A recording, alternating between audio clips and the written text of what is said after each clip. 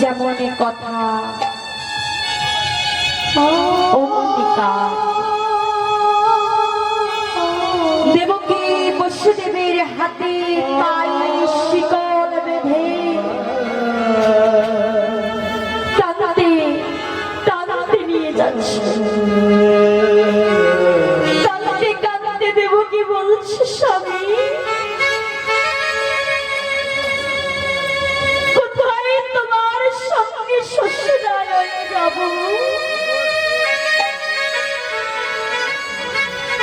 তোমার সঙ্গে ফুলসজ্জার ঘরে প্রবেশ করব। মানে আলোকিত হবে সেই ঘর, সুগন্ধে ভরে উঠবে সেই ঘর। কিন্তু একই হলো স্বামী, একই হলো শেষে দুর্গন্ধময় অন্ধকার কারাগারে আমাদের যেতে হলো। কান্তি কান্তি বসুদেবী বলছে, দেবকী এটাই বিধির বিধান, ইচ্ছা আমার ইচ্ছা। তিনি ভালো বুঝেছেন বলেই তো, তিনি ভালো বুঝেছেন বলেই তো আমাদের অন্ধকারে কারাগারে পাঠিয়ে দিলেন।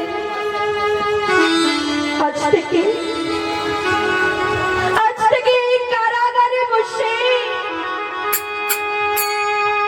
নিজেদের সবটুকু উজাড় করে দিয়ে ভগবানকে ডাকবো, যেটাকে ভগবানের অন্তরে কেঁপে উঠবে, যে চোখের জলে ভগবানের চরণ ধরে যাবে। দেবকী এখানে কেউ আমাদের বাধা দিতে আসবে না, দেবকী কেউ আমাদের বাধা দিতে আসবে না। এটাই হলো ঈশ্বরের ভজনের উপযুক্ত স্থান। এসো এসো দেবকী, এসো আমরা তাকে ডাকি।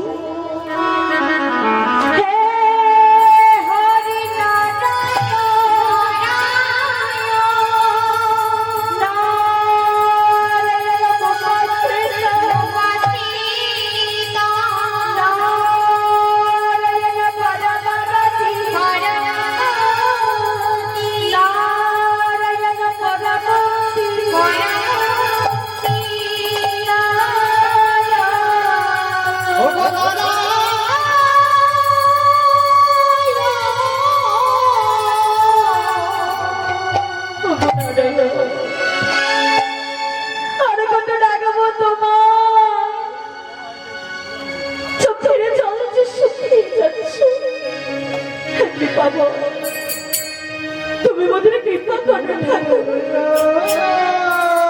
তুমি মোদের করুণা করো, কৃপা করো, কৃপা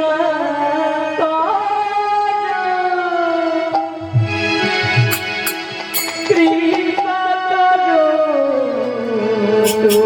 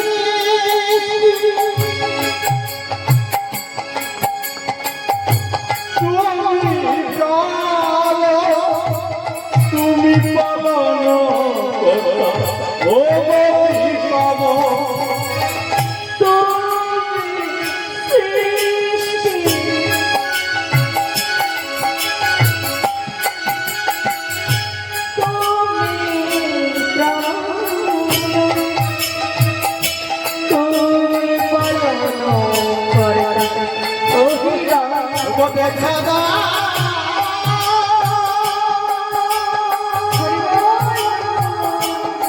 একবার সে দেখা দাও প্রভু।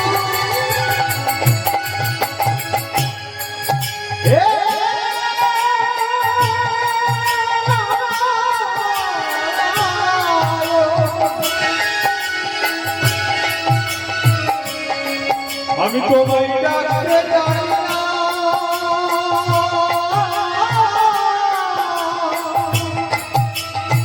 হে মা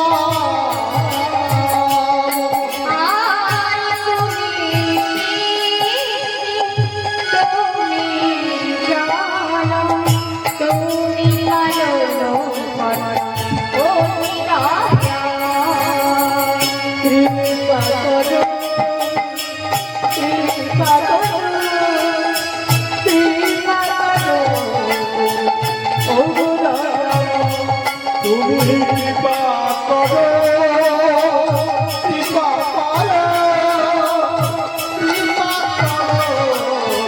ও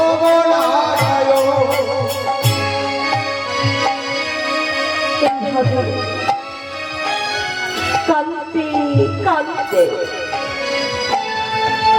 ডাকতে ডাকতে 1 বছর পেরিয়ে গেল। দেবকী হলো সন্তান সম্ভবা। 1 বছর পর দেবকী একটি সন্তানের জন্ম দিয়েছে গো। তাই প্রতিজ্ঞাবদ্ধ বসুদেব তুলে দিল কংসের হাতে। কংস সন্তানটিকে দেখে বলছে, এ তো আমার মৃত্যুর কারণ নয়,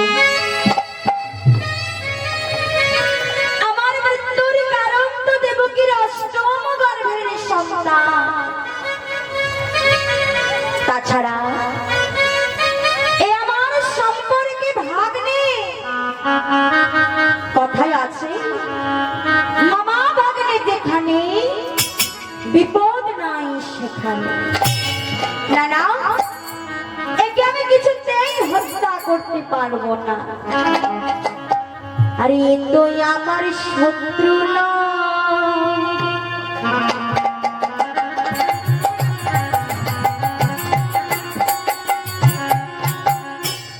সম্পর্কে ভাগ্নে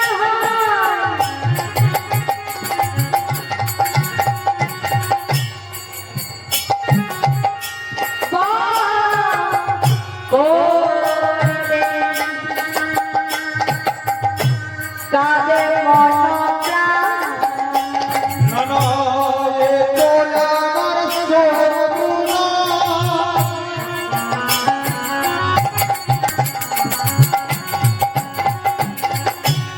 সম্পর্কে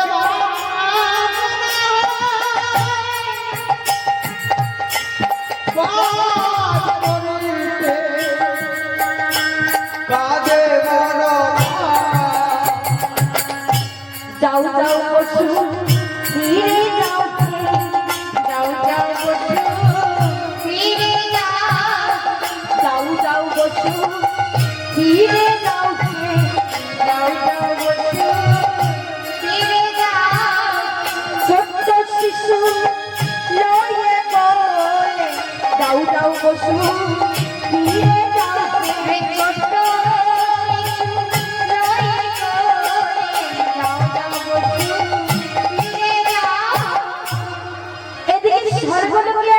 সারা করে গেল। কেমন সারা? নাকি যদি কংস হত্যা না করে তাহলে ভগবানের আসতে অনেক দেরি হয়ে যাবে। কারণ সে হলো 8ম গর্ভের সন্তান। তাই কংসের এই ভুল ভাঙানোর জন্য দেবর্ষি নারদ মুনিকে পাঠিয়ে দিলেন। নারদ সেই বলে, মহারাজের জয় হোক, জয় কংস মহারাজ কি।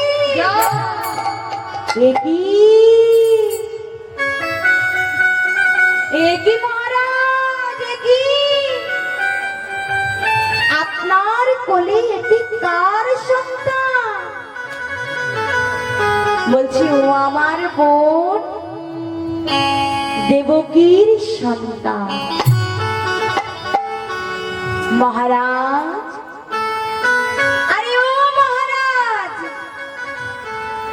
আরে দৈববাণী করে বলেছিল না দেবকীর অষ্টম গর্ভের সন্তানের হাতে আপনার মৃত্যু? হ্যাঁ নারদ, কিন্তু এ তো প্রথম গর্ভের সন্তান। বলছি মহারাজ, ওই দেবতাদের ছলাকলা কিছুই বোঝা যায় না। ওনারা বলেন এক, করেন কিন্তু ঠিক তার উল্টোটা। আপনাকে বলেছে অষ্টম গর্ভের সন্তান মৃত্যুর কারণ। আরে ও মহারাজ, আরে সেই সন্তান যদি এই প্রথম গর্ভে এসে থাকে, বলছে এও কি সম্ভব নারদ? সবই সম্ভব মহারাজ, সবই সম্ভব। নারায়ণ নারায়ণ। এই যখন দেবগির সন্তান, একে আপনি আর বাঁচিয়ে রাখবেন না, এখনই হত্যা করুন। তাই কংসর বিলম্ব না করে প্রথম গর্ভের সন্তানকে পাথরে আছড়ে মারল, মৃত্যু হয়ে গেল। এইভাবে এক এক করে 6টি পুত্রের জন্ম দিল দেবকী। আর কংস সেই ছেলেগুলিকে পাথরে আছড়ে আছড়ে আছড়ে মারল। এরা কারা? কেনই বা এরা কংসের হাতে মৃত্যুবরণ করল? এরা হলো ব্রহ্মার মানস পুত্র মরীচি ঋষির সন্তান। ব্রহ্মা তার বিষয় সম্পত্তি সমস্ত ছেলেদের মধ্যে ভাগাভাগি করে দিল।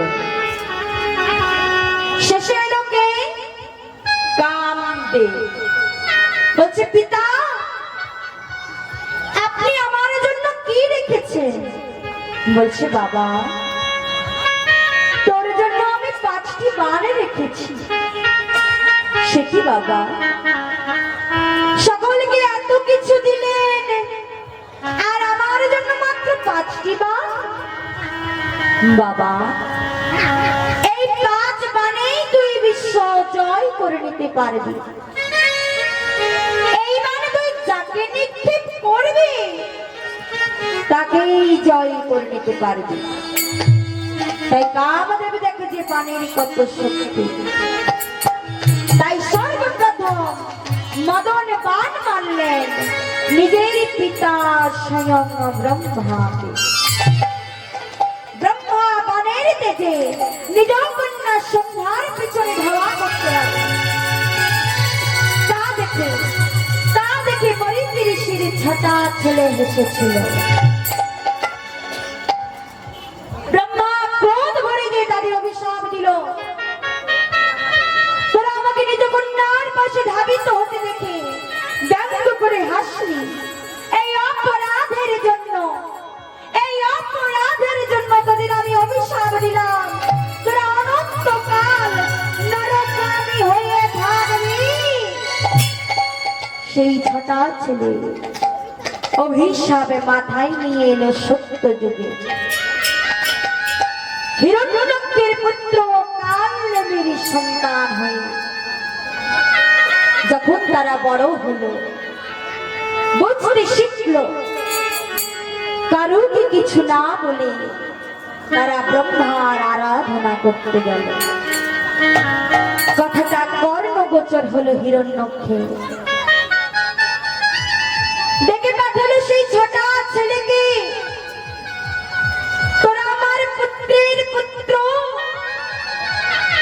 আমি দৈত্যকুলের সম্রাট হিরণ্যক্ষ।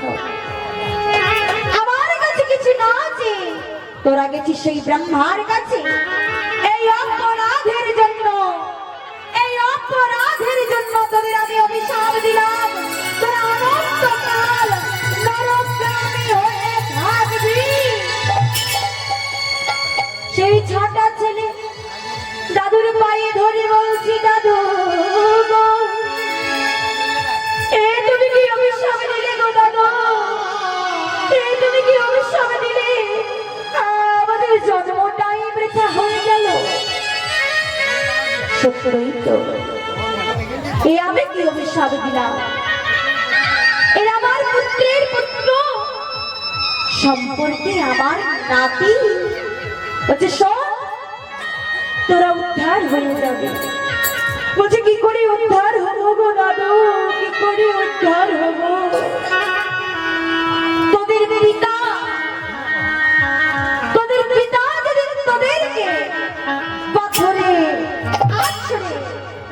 আছড়ে মারবে, সেদিনই তোরা উদ্ধার হয়ে যাবে। তাই সেই সত্য যুগের কালনেমি হলেন দাপরি কংস। দেবকী এক এক করে 6টি পুত্রের জন্ম দিল, আর কংস সেই ছেলেগুলিকে পাথরে আছড়ে মারল। তারা উদ্ধার হয়ে গেল। এবার এলো সপ্তম গর্ভের সন্তান। অনন্ত নারায়ণ হুঙ্কার দিয়ে উঠলেন, আমি গিয়ে ওকে বাদ করবো, গিয়ে ওকে হত্যা করবো, যে আমার মাতা পিতাকে কারাগারে আবদ্ধ করে রেখেছে, যে সকলের প্রতি এত অন্যায় এত অত্যাচার করছে, আর গিয়ে ওকে বধ করবো। বাধা দিনি মা যোগ মায়া, আরে না না না না না না না না, সপ্তম গর্ভের সন্তানের হাতে ওর মৃত্যু নয়, ওর মৃত্যু হবে, ওর মৃত্যু হবে অষ্টম গর্ভের সন্তানের হাতে। তাই সপ্তম গর্ভ তুলে দিল বৃন্দাবনের মাটিতে। রোহিণীর গর্ভে বলরামের জন্ম হলো। সপ্তম গর্ভের সন্তান যখন কংস পেল না মা, কংসের অত্যাচার চরমে উঠে গেল। কারাগারের এক প্রান্তে দেবকী আর এক প্রান্তে বসুদেব, দিনের পর দিন তাদের প্রহার করা হচ্ছে। এক বিন্দু জল পর্যন্ত তাদের দেয়নি। এই অত্যাচার সহ্য করতে পারলেন না মা বসুন্ধরা। ক্ষীরোদ সমুদ্রের তীরে ধেনুর উপর ধরে বসে বসে কাঁদছে। কেমন ভাবে কাঁদছে? আজ মধুরে কংস কাঁদে, দেবকী বসুদেব কাঁদে, দেবকী বসুদেব কাঁদে।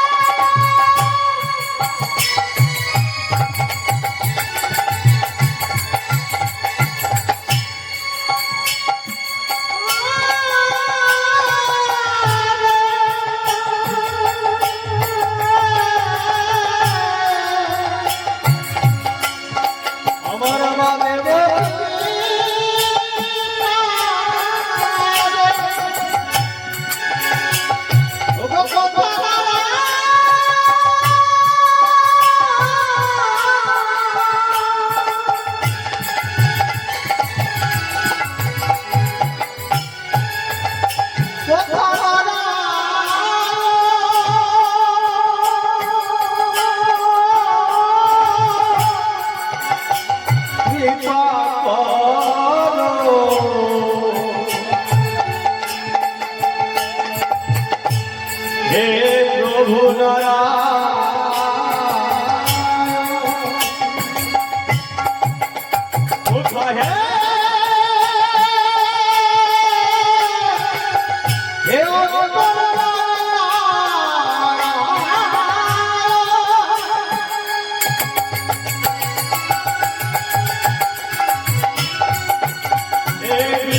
হতে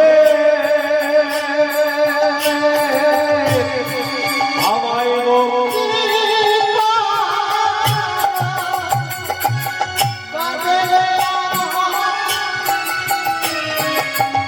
আজি মধুরে কংসনা কাটে দেবকী বসুদে কাটে দেবকী বসুদে আজি মধুরে কংসনা কাটে দেবকী বসুদে কাটে দেবকী বসুদে আরে কাটে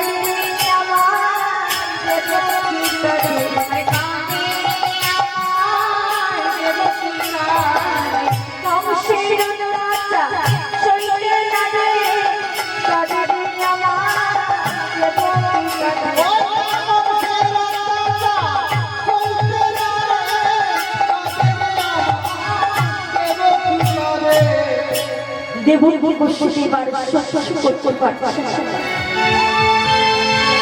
নিজেদের সবটুকু উজাড় করে দিয়ে ভগবানকে ডাকছে সাগা মাধা ঈশা